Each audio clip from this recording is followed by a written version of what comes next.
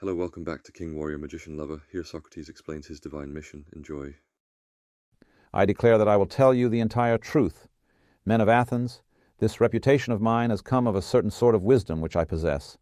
If you ask me what kind of wisdom, I reply, wisdom such as may perhaps be attained by man, for to that extent I am inclined to believe that I am wise, whereas the persons of whom I was speaking have a superhuman wisdom which I may fail to describe, because I have it not myself.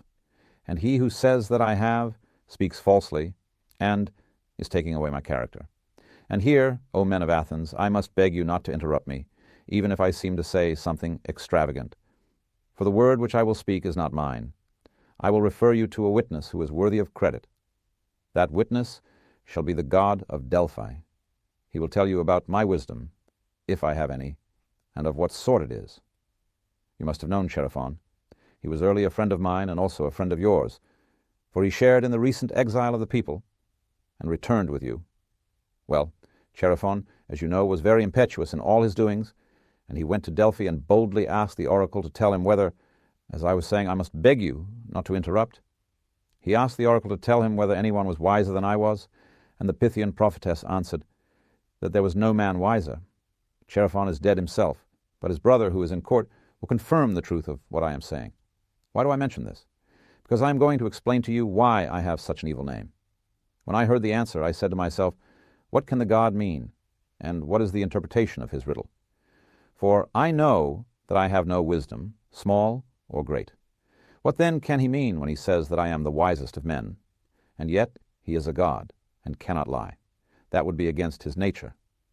After long consideration, I thought of a method of trying the question. I reflected that if I could only find a man wiser than myself, then I might go to the god with a refutation in my hand. I should say to him, here is a man who is wiser than I am, but you said that I was the wisest. Accordingly, I went to one who had the reputation of wisdom and observed him. His name I need not mention.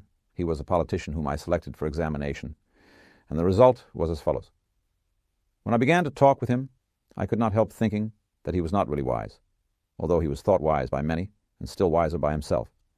And thereupon I tried to explain to him that he thought himself wise, but was not really wise. And the consequence was that he hated me, and his enmity was shared by several who were present and heard me.